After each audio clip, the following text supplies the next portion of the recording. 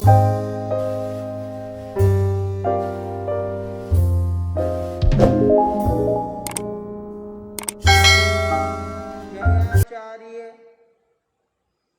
मोखणदा गांव में दो छमासी तपस्वियों को तपस्या का पारणा करवाने के पश्चात अब अपने मन के अंदर जो संकल्प था, जो छठी छमासी राजनगर के अंदर मुनि अनूप चंद जी के चल रही है, उस छमासी तप का पारणा है, वह पारणा और करवाना है।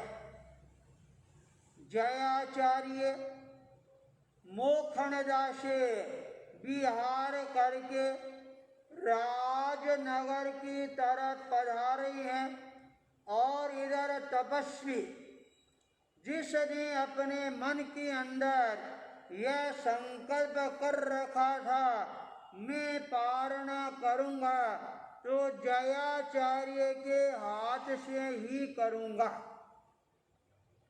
तपस्वी ने देखा जयाचार्य तो अभी पहुना पधार रही हैं, फिर पूर्व पधारेंगे, और जब ये पता लगा पूर्व में साध्वी दीपा जी के साथ वाली साध्वी हस्तु जी ने 13 दिन की तपस्या का और प्रत्याख्यान कर लिया है, तो उन्होंने देखा जयाचार्य है वो अभी पूर्व में ही विराजमान होंगे, तो मैं क्या करूं। उस समय उन्होंने देखा मेरे 6 महीने की तपस्या है, ये तो पूरी हो रही है, अब मेरे को क्या करना चाहिए। तब उन्होंने चिंतन किया, अब मेरे को राजनगर से विहार कर देना चाहिए, और उन्होंने ये उद्घोषणा भी कर दी, कभी राजनगर से विहार करने के भाव हैं। साथ वाले संत आश्चर्यचकित रह जाती हैं, अरे 6 महीने की लंबी तपस्या और विहार करेंगे।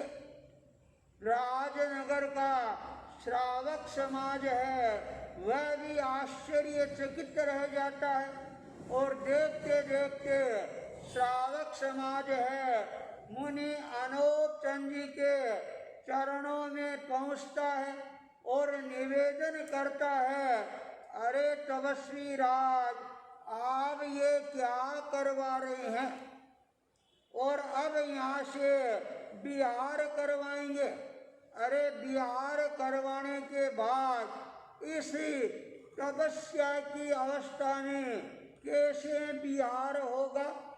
तब उन्होंने कहा चाहे कुछ भी हो जाए, अब तो मेरे को विहार करना ही है,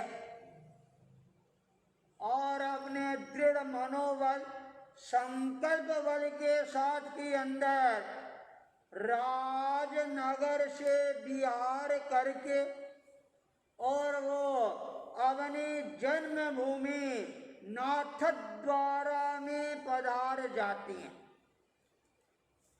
जब नाथद्वारा में पधार जाती हैं, जयाचार्य राजनगर पधारती हैं, और उनको पता लगा अरे तपस्वी तो तपस्या में विहार करके नाथद्वारा पहुंच गया। जयाचार्य ने कहा कहीं भी पहुंच जाओ, आखिर के अंदर तपस्वी को पारना है, वह पारना तो मैं अपने हाथ से ही करवाऊंगा। जयाचार्य भी वहां से विहार करके और नाथद्वारा में पधारते हैं। जब जयाचार्य नाथ द्वारा में पधारती हैं और तपस्वी आनोद चंद जी को पता लगा जयाचार्य कृपा करके और नाथ द्वारा पधार रहे हैं तो वो और ज्यादा खुश हो जाते हैं। चलो कम से कम मेरी जन्म भूमि है और यहाँ पर जयाचार्य के कर कमलों के द्वारा मेरे को पारणा करने का अवसर मिलेगा। जयाचार्य नाथ द्वारा में पधारती हैं और नाथ द्वारा का तलेसरा परिवार जो जयाचार्य का एक कृपा पात्र परिवार था और उस नाथ द्वारा के अंदर मायाचंद जी जयाचार्य से पहले आचार्य भिक्षु और आचार्य भारमल जी के शासन काल के अंदर उन्होंने बहुत बड़ी सेवा की थी। मायाचंद जी के कोई पुत्र नहीं था और वह पुत्र नहीं होने के कारण मायाचंद जी है वह नाथ द्वारा के पास में भयंकर जंगलों के अंदर एक छोटा सा गांव अटट्या गांव और वहां पर तलेसरा परिवार है वो निवास करते थे।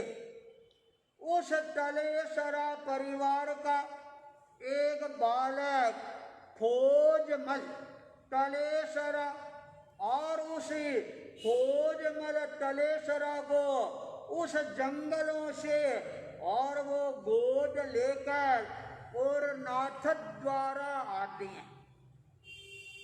खोजमल के जीवन के अंदर भी मायाचंद जी ने अच्छे संस्कारों का बीजारोपण है ये करना प्रारंभ कर दिया था और देखते देखते थोड़े समय के अंदर वो भी मायाचंद जी की खोज है ये खुदाना प्रारंभ कर देती है। अपने पिता की तरह वही श्रद्धा वही भक्ति और वही समर्पण दान देने के अंदर खोजमल तलेसरा जैसा व्यक्ति है वह मेवाड़ के अंदर कहीं पर भी नजर नहीं आता था और जयाचार्य का तो वह बहुत बड़ा कृपा पात्र है वह श्रावक बन गया था। जयाचार्य 1912 के अंदर मुनि अनोप चंद जी को पारणा करवाने के लिए पधारती हैं और उससे पूर्व 1910 के अंदर जयाचार्य ने नाथ द्वारा चातुर्मास किया था। उस चातुर्मास से पूर्व खोजमल जी तलेसरा ने अपने रहने के लिए एक बहुत बड़ा विशाल मकान है वह मकान बनाया था जो मकान 3 मंजिल का बना हुआ था। इतनी बड़ी हवेली और हवेली का जो चौक है वह चौक भी बड़ा विशाल चौक था बड़ा चौक था और उनके मन में ये भावना जगती है अरे मैंने नया महल बनाया है और जयाचार्य का चातुर्मास नाथ द्वारा है तो ये चातुर्मास मैं अपनी नई हवेली के अंदर कराऊंगा। खोजमल जी तलेसरा जयाचार्य के चरणों में पहुंचती हैं और निवेदन करते हैं, गुरुदेव मैंने इतना आरंभ और समारंभ करके और इतना बड़ा मकान है, वह मकान मैंने बनाया, लंबा चौड़ा विशाल मकान है, 3 मंजिल का मकान है, और आप कृपा करके मेरे उस मकान के अंदर ये 10 का चातुर्मास है वो आप वहां पर करवाएं। जयाचार्य भी अपने भक्त की भावनाओं को रोक नहीं पाती हैं और यह उद्घोषणा कर देती हैं 1910 का चातुर्मास है वो तेरी नई हवेली के अंदर करने का भाव है। जयाचार्य चातुर्मास के लिए प्रवेश करवाती हैं और जो ही हवेली में प्रवेश करवाती है, जयाचार्य का ध्यान सबसे पहले उस विशाल चौक के अंदर जाता है। जयाचार्य इतनी बड़ी जगह देख कर और चारों तरफ देखने लग जाती हैं और कहा जरा वाह खोजमल, क्या तूने हवेली बनाई है और लगता है पूरा का पूरा गढ़ है, ये तूने खड़ा कर दिया। जयाचार्य के मुखार बिंद से यह बात सुनकर और खोजमल जी इतनी ज्यादा भाव विभोर बन जाती हैं और जयाचार्य के चरणों में अपनी पगड़ी है वह उतार कर रख देते हैं और कहते हैं गुरुदेव ये सारा आपका ही पुण्य प्रताप है जो आप मेरी हवेली के अंदर चातुर्मास प्रदान करवा कर और इतिहास के सुनहले पृष्ठ का सृजन करवा रही हैं। जयाचार्य जब हवेली के भीतर पधारते हैं और नीचे मंजिल के अंदर बड़े बड़े कमरे बने हुए हैं और उन कमरों की विशालता देखकर जयाचार्य और ज्यादा प्रसन्न बन जाती हैं। दूसरी मंजिल में पधारती हैं और वह मंजिल भी पूरी खाली थी।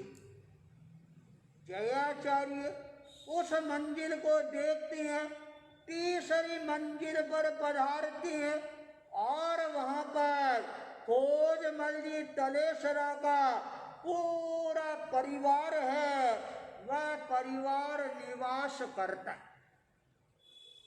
जब जयाचार्य ऊपर पधारते हैं और खोजमल का गुरुदेव आज तो आपने मेरे को निहाल कर दिया, अरे आज ही आपका चातुर्मास का प्रवेश है और आप मेरे तीसरी मंजिल में पधार गई हैं, अब आपको कृपा करके मेरा जो व्रत है ये निपजाना पड़ेगा। जयाचार्य ने कहा अभी व्रत, अभी तो नीचे लोग खड़े हैं और प्रवचन का समय है। उनका गुरुदेव आपके पगले बार बार होंगे क्या, और आज तो आपको कृपा करवानी ही पड़ेगी। और मेरे यहाँ पर 5 पी कपड़े के थान हैं और वो थान आए हुए हैं, लट्ठों के थान हैं, वो थान पड़े हैं। और उस समय साधु साध्वियाँ जो वस्त्र धारण करते थे वो 5 पी और लट्ठे का वो ही यूज करते थे, क्योंकि उस समय वो ही जाड़े जाड़े कपड़े चलते थे। और आज तो मलमल के कपड़े मिलने लगे और लोन मिलने लग गई, तो सारा पहनाव है ये भी चेंज हो गया। पर खोजमल जी ने कहा, गुरुदेव आज आप मेरे को एक वचन दो, जितने भी साधु साधियां आपके साथ में आई हैं, उन हर साधु साधियों के लिए दो ड्रेस पोशाकी हैं, उनका आपको व्रत निपटाना ही होगा। इतनी बड़ी भावना और इतने कपड़ों का उलट परिणामों के साथ में दान देना, ये भी अपने आप के अंदर इतिहास का सुनहला पृष्ठ है, यह सृजन करने वाला बन जाता है। जयाचार्य ने कहा, देखो संतों, श्रावक हो तो भोजमल जी तलेसरा जैसा, भावना हो तो भोजमल जी जैसी दान देने की जो एक मन में विचार है, यह भोजमल जी तलेसरा जैसा होना चाहिए, इतने उलट परिणामों के साथ। और वो थान के थान लाकर और जयाचार्य के हाथों में रखना प्रारंभ कर देते। जयाचार्य भी प्रसन्न मुद्रा के अंदर और उस वस्त्र को ग्रहण करवाते हैं और संतों के हाथ में देते चले जा रही हैं। संत लोग भी आश्चर्य के साथ में देख रही हैं, अरे न तो दान देने वाला थक रहा है देते देते, और न दान लेने वाला है वो थक रहा है लेते लेते। जब काफी कपड़ा जयाचार्य ने अपने हाथ से ग्रहण कर लिया, फिर कहा, अरे भोजमल अब तो ठहर जा। भोजमल ने कहा, गुरुदेव आप जैसे मान आचार्य आ गए, अब क्या ठहर जा, अभी तो आप उलट परिणामों के साथ के अंदर और कृपा कराते रहो। जयाचार्य इतने कपड़े का व्रत निपटाते हैं और वह जब कपड़ा नीचे आता है, प्रवचन होता है, प्रवचन पूरा हो जाता है और उसके बाद में सारे साधु साधियों को जयाचार्य है अपने निकट बुलाते और कहते हैं, लो आज मैं तुम्हारे को अपने हाथों से कपड़ा नाप नाप कर दे रहा। सबसे पहले संतों को बुलाया और अपने हाथ से जयाचार्य 5-5 मीटर कपड़ा फाड़ कर और हर साधु को 2-2 वस्त्र है वो दे रही हैं और कह रहे, लो ये तुम्हारे चोड़ पट्टे के लिए 5 पी का कपड़ा, और जो लट्ठे का कपड़ा था उनको भी जयाचार्य अपने हाथों से नाप नाप कर हर साधु को 2-2 पछेवड़ी है वो प्रदान करते हैं। सारे संत हैं जयाचार्य की यह मेहरबानी देखकर और मन में बड़े प्रसन्न हो जाते हैं और कहते हैं, वाह जयाचार्य आपने वस्त्र दे दिए, अब 12 महीना तो हमारे को वस्त्रों के लिए देखने की जरूरत नहीं। सामने साधियां विराजमान थी और सारी साधियों को जयाचार्य अपने हाथों से कपड़ा नाप नाप कर दे रही हैं। भोजमल जी तलेसरा सामने खड़े हैं और हाथ जोड़कर निवेदन करते हैं, गुरुदेव आप संकोच मत करवाना साधियों को वस्त्र देने के लिए, और मैं और भावना बहा रहा हूँ, मेरे पास में वस्त्र है और आप कृपा करवाएं। जयाचार्य ने सब साधियों को वस्त्र है वो दिलवा दिया। तब फौजमल ने कहा गुरुदेव आपने साधु साधियों को तो वस्त्र प्रदान करवा दिए, पर आप अपने धारण करने के लिए भी तो वस्त्रों की कृपा करवाएं। यह बात सुनकर जयाचार्य मुस्कुराने लग जाती है और कहते हैं संतों इस भोजमल की इतनी भावना है, लो हमारे लिए भी 2 जोड़ी कपड़े हैं वो तुम तैयार कर दो। सारे साधु साधियों को कपड़ा है वह अच्छी तरह से मिल जाता है। तब भोजमल जी के मन के अंदर एक संतोष की अनुभूति होती है और कहते हैं गुरुदेव आज आपका नाथक द्वारा में पधारना, मेरी नवी हवेली में चातुर्मास के लिए पधारना और इतना व्रत निपटाना है, यह मेरे लिए आज का दिन है वह सार्थक और सफल बन गया। पर गुरुदेव एक मेरे मन में और इच्छा है, वो यदि आप पूरी कर दो तो मेरी मनोकामना है वो पूरी हो जाए। जयाचार्य ने कहा अरे भोजमल क्या अब भी तेरी मनोकामना बाकी रह गई क्या? तब भोजमल जी ने कहा गुरुदेव आप मेरी हवेली के अंदर चातुर्मास करवा रही हैं और अब आप मेरे को यह वचन दो, आज के बाद नाथ द्वारा के अंदर जितने भी चातुर्मास होंगे सारे चातुर्मास है वो मेरी इस हवेली के अंदर ही होंगे।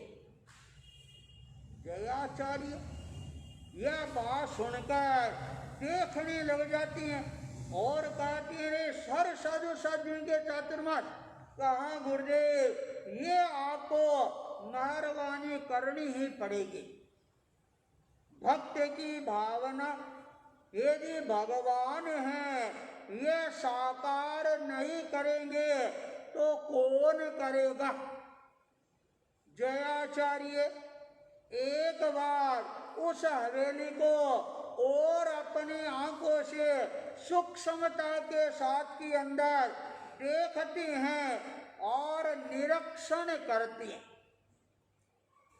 उसके बाद जयाचार्य ने भोजमल जी को यह वचन दे दिया, अब नाथ द्वारा में जो चातुर्मास होंगे वो सारे के सारे चातुर्मास है, जब तक अनुकूलता रहेगी तब तक तेरी इस हवेली के अंदर ही होंगे।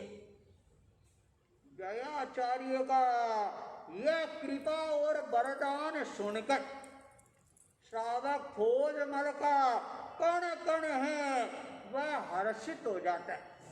जयाचार्य ने कहा देख भोजमल मैंने तेरी बात को मान लिया, पर देख चातुर्मास का जो काल होता है वह छोटा नहीं होता, 4 महीने का काल होता है और कभी अधिक मास हो जाए तो 5 महीने का भी चातुर्मास हो जाता है और 5 महीनों तक सेवा और भक्ति करना यह बड़ा कठिन है।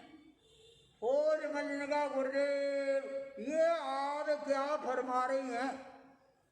मेरा सारा परिवार है वह आपके चरणों में समर्पित है और ये परिवार इतनी सेवा और भक्ति करेगा जब तक हमारे यहाँ चातुर्मास के अंदर साधु साधियों के गोचरी नहीं हो जाएगी तब तक मेरे पूरे परिवार को एक तरह से अन्न जल ग्रहण करने का त्याग रहेगा।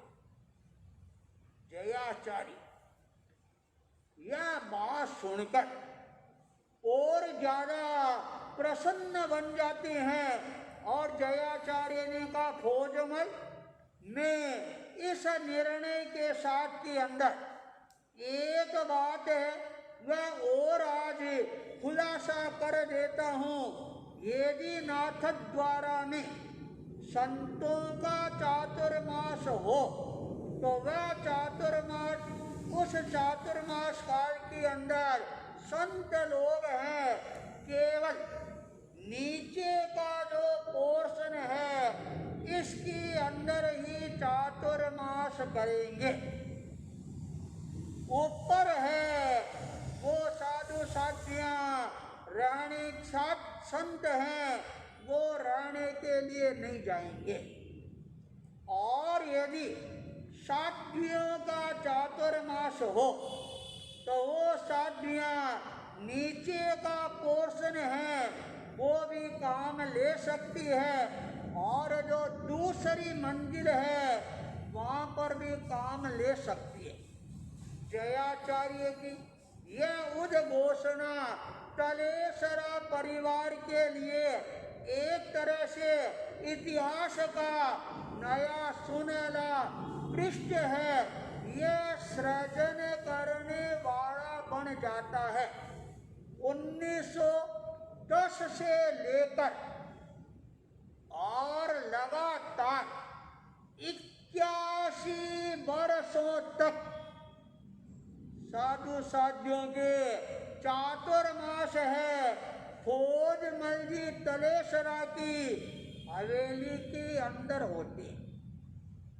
यह इतना लंबा काल 81 वर्ष और लगातार चातुर्मास एक हवेली के अंदर होना, और यह भी नाथ द्वारा के अंदर एक नए इतिहास के सुनहले पृष्ठ का सृजन करने वाला बन जाता है।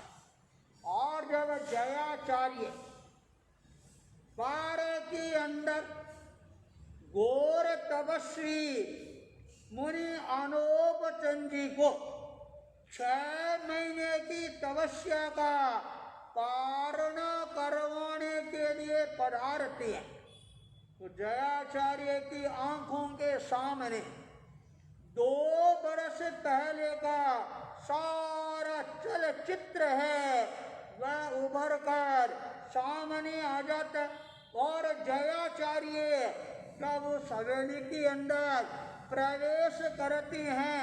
हजारों श्रावक श्राविकाएं अन्य लोग हैं जयाचार्य के साथ के अंदर, और वो तपस्वी मुनि अनोपचंद जी को जयाचार्य के कर कमलों के द्वारा कैसे पारणा करवाया जाता है ये दृश्य देखने के लिए लालायित बनते जा रहे थे।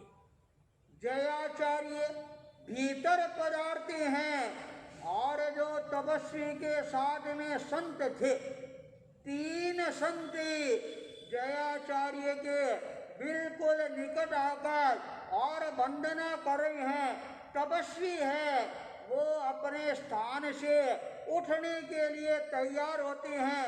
जयाचार्य ने हाथ से इशारा किया, अरे तपस्वी बैठे रहो और मैं चलकर तेरे पास में आ रहा। जयाचार्य आगे बढ़कर और तपस्वी के उस रूम के अंदर प्रवेश करवाती हैं जहां पर वो तपस्वी है, वो तपस्या तप रहा था। जब जयाचार्य निकट पधारते हैं और वो तपस्वी अपने आप को रोक नहीं पाता है और तत्काल खड़ा हो जाता है। 3 प्रदक्षिणा देनी प्रारंभ कर देता है।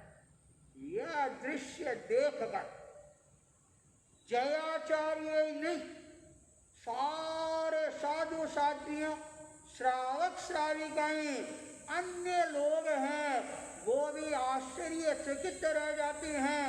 और 6 महीने से भी ज्यादा लंबी तपस्या हो गई है और यह तपस्वी इस उत्साह के साथ में जयाचार्य को वंदना कर रही हैं। और उन सब लोगों के लिए यह एक वंदना करना है, ये भी आश्चर्यकारी बन जाता है और ये भी इतिहास का नया सुनहला पृष्ठ है, यह सृजन करने वाला बन जाता है।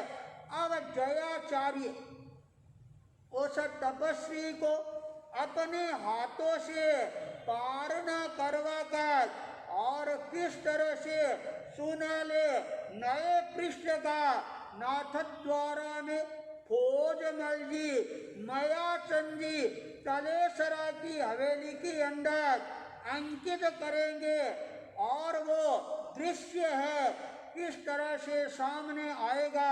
इसी मंगल भावना के साथ ओम अरहम।